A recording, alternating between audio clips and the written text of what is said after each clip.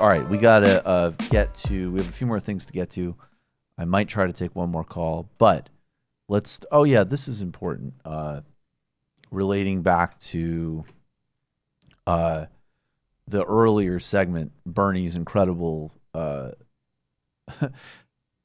So, some people have a problem with like endorsing early, which I just find it's goofy. If I was a member of like the Senate or the House and there was like some specific, honestly, if I was a member of Congress, I might sit and say, though I probably wouldn't do this because frankly, again, the stakes are just too high, but I might say, you know what, Bernie, I want another Lula letter and then I will come and officially endorse you. Right? Or I want you to back me on some vital piece of infrastructure spending I need in my district or my state. If you play the role that we play, at least in my estimation, if you have the unique capacity to elect the candidate that's clearly the best from the perspective of the politics you have, I don't see the advantage in playing some pretend game with, first of all, pretending to you. It would be a lie. If I was saying I don't have my mind made up, that's dishonest as hell. I was always, if Bernie wasn't in the race, I would be supporting Elizabeth Warren, not nearly as enthusiastically, but I would absolutely be supporting her. She would have my vote, and I would tell you that she had my vote. And Bernie was going to be in the race. As soon as he got in the race, I'm voting for Bernie Sanders.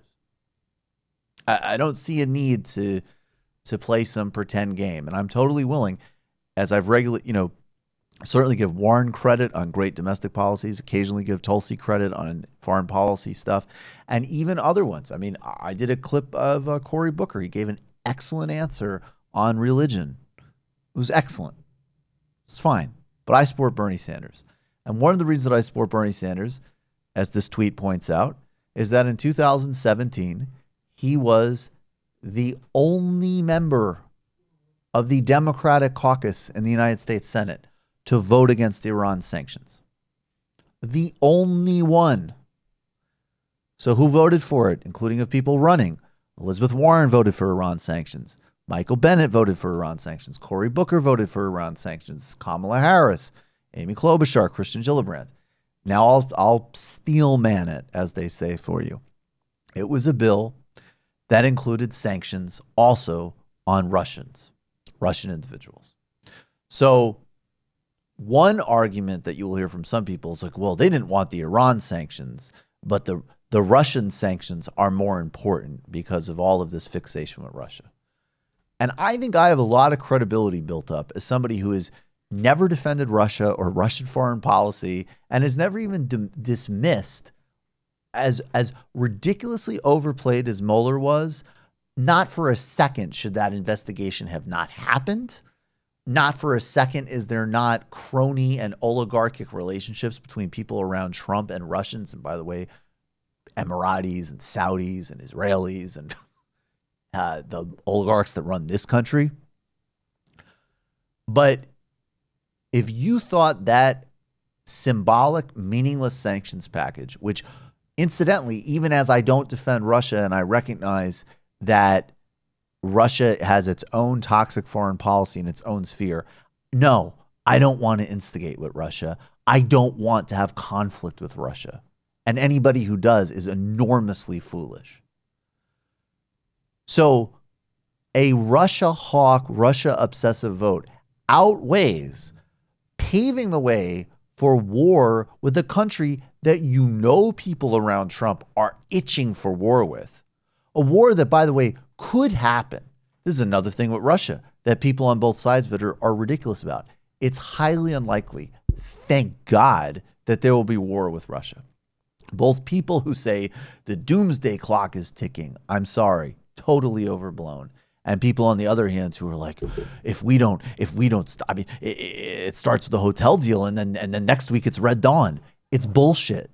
Well, I remember Yeah. having an argument about somebody with this on Twitter when they framed it as just Bernie voted against the Russia sanctions. This was at the time when there was a significant number of people acting like Tad Devine was going to be a big problem for Bernie Sanders. Right. And it was just clear, like, yeah, he didn't vote for that because of the Iran thing. And people don't even know that They those don't are really. tied together. That was one package. Only 2 members of the Senate, and God, I hate to do this, but Rand Paul voted against it. Voting to prevent the war, stopping the genocide in Yemen is the most important humanitarian thing because the United States is directly making that happen with the UAE and the Saudis.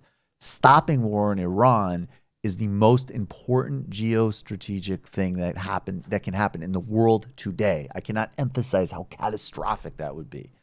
Bernie Sanders voted against those sanctions. And incidentally, the second order point is I am not convinced, even though all of these candidates voted for the Iran deal when Obama put it forward, if they were in the Senate, and good for them, and they voiced support for the deal, but none of them have centered how catastrophic it is that Trump destroyed that deal and how profoundly dangerous that war is. Some of them are catching up a little bit now, but they have mostly been totally at ease, repeating AIPAC talking points, fear-mongering about Iran, and voting on a package that, even if you had a geopolitical fixation on Russia, isn't going to do a goddamn thing to dislodge that government. But for sanctions that, along with destroying that agreement, which, by the way, is an incredible legacy of Barack Obama, and I'm a hell of a lot more critical of Barack Obama than these other people, but I don't see where the hell is respecting his legacy on that. That's an incredible accomplishment. That's the greatest modern foreign policy accomplishment in the United States, Obama on Iran deal.